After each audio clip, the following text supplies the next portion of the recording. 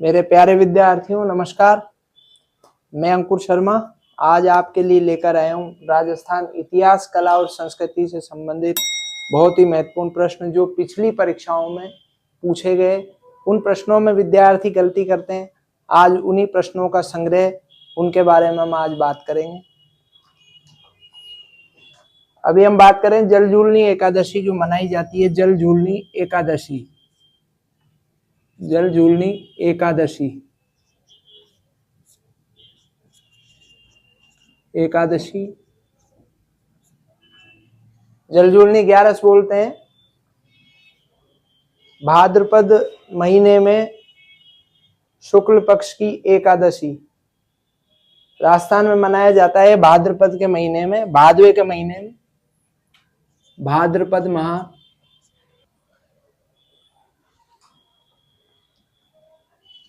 आज बहुत ही महत्वपूर्ण प्रश्नों का समावेश है जिसको देखते हुए आज हम बात कर रहे हैं। विभिन्न हमारे संत संप्रदाय, हमारे लोक देवताओं के स्थान, रेबारी जाति के बारे में हमने पढ़ा भी है, सुना भी है। रेबारी जाति के एक बहुत ही प्रसिद्ध लोक देवता हुए हैं पाबूजी महाराज। पाबूजी महाराज के पवाड़े गाए जाते हैं जिनको भजन बोलते हैं। पाबूजी के भजन, पाबूजी के भजन बोलते हैं। पाबूजी के भजन, और राजस्थानी भाषा में हम उनको बोलते हैं पाबूजी के पवाड़े।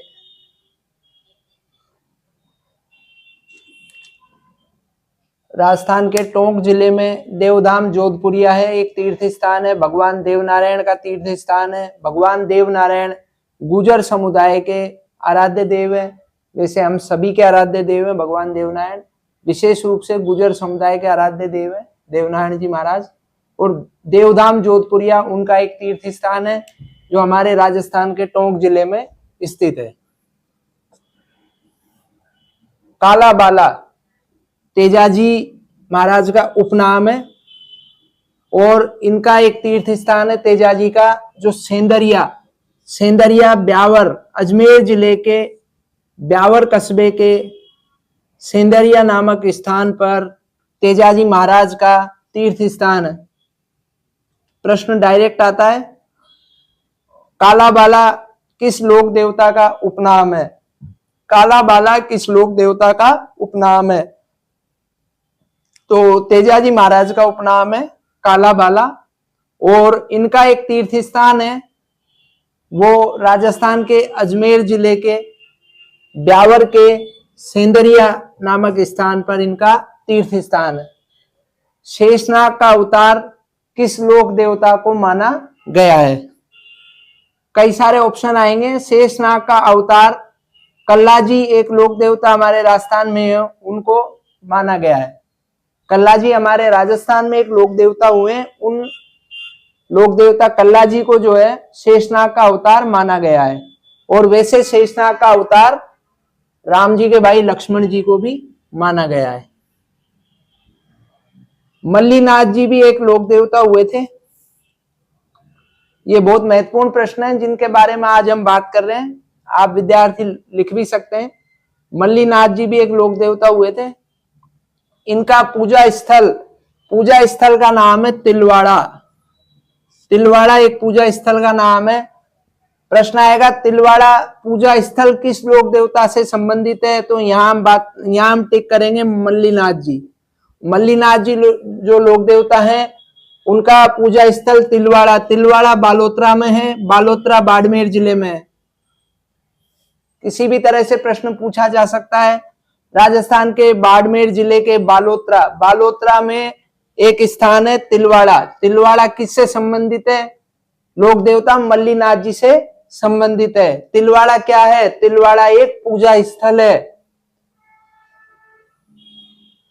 तिलवाड़ा एक पूजा स्थल है।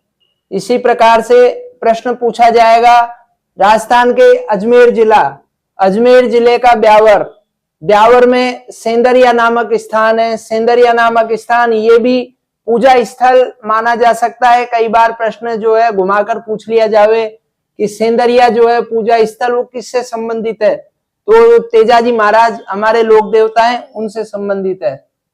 और काला बाला किसका उपनाम है? तेजाजी महाराज का उपनाम है काला बाला। काला बाला किसका उपनाम है?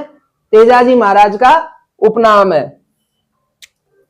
इसी प्रकार से हमारे राम स्नेही संप्रदाय के एक संत हुए थे दरियाव जी। तो दरियाव जी की शक्तिपीठ है वो नागौर में स्थित है। राजस्थान के नागौर जिले में शक्तिपीठ भी बोल देते हैं, गद्दी भी बोल देते हैं। तो राम स्नेही संप्रदाय के एक संत हुए थे दरियाव जी। नाम थोड़ा सा अटपटा है, आप लिख सकते हैं। बहुत ही माने हुए संत हैं राम स्नेही संप्रदाय के दरियाव जी महाराज। दरियाव जी महाराज की एक शक्तिपीठ है वो राजस्थान के नागौर जिले में रैण नामक स्थान पर स्थित है। और राम स्नेही संप्रदाय की एक शाखा की इन्होंने स्थापना की थी। पिछली आरएएस परीक्षा में पूछा गया प्रश्न, बहुत इंपॉर्टेंट प्रश्न है कि राम स्नेही संप्रदाय की रैण शाखा की स्थापना, राम स्नेही संप्रदाय की रैण शाखा की स्थापना निम्न में से किस संत ने की? तो संत दरियाव जी ने की थी। इसी प्रकार से संत हुए हैं हरिदास जी महाराज। हरिदास जी महाराज, इनका जन्म हुआ था नागौर जिले के कापड़ोद नामक स्थान पर। देखो बहुत अटपटा प्रश्न है, अटपटा शब्द है, याद करने में तकलीफ हो सकती है, लेकिन हम 2-4 बार पढ़ेंगे याद हो जाएगा।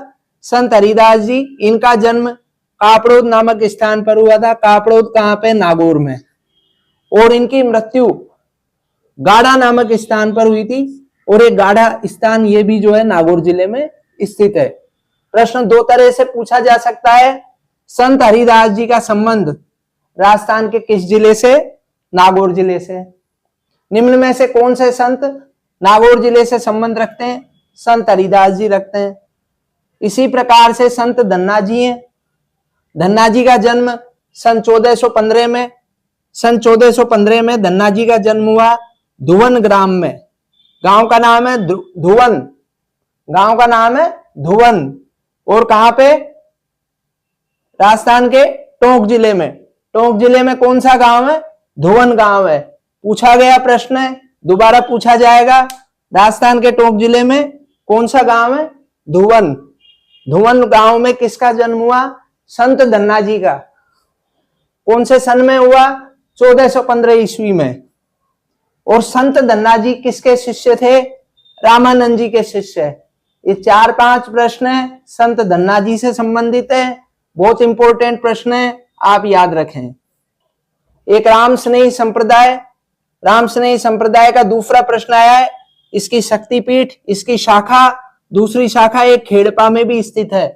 पहला हमने पढ़ा रैण, नागौर जिले में रैण नामक स्थान पर।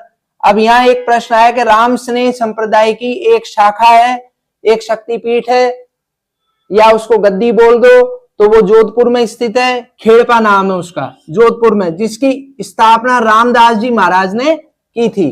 किसने की थी स्थापना? रामदास जी महाराज ने स्थापना की थी।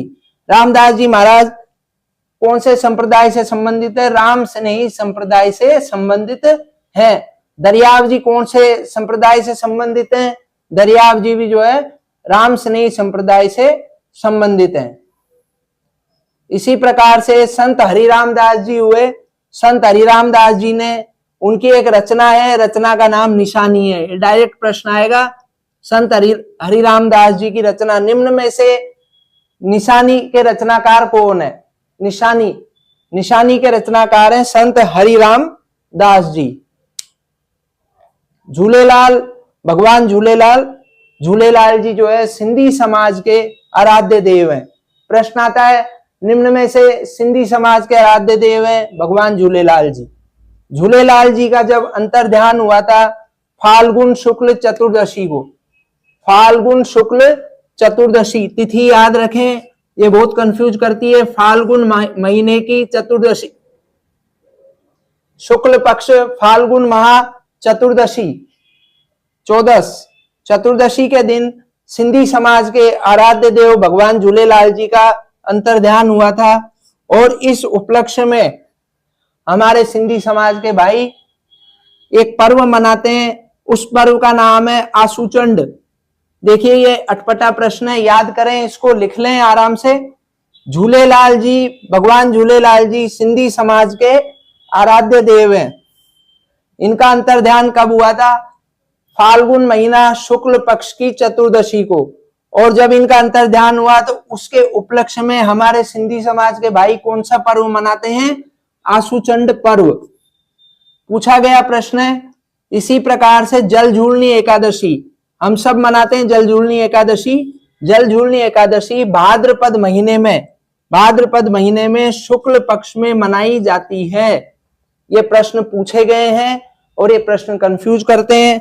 मैं विद्यार्थियों से अपील करता हूं कि ये प्रश्नों को आप अच्छी तरह से याद करें, विशेषकर तिथियों को याद करें, हमारे संतों को याद करें, संतों के कौन से संप्रदाय से इनका संबंध है, इनकी शाखाएं कहाँ कहाँ हैं, इनकी शक्तिपीठ कहाँ है। ये प्रश्न सभी डायरेक्ट पूछे गए हैं।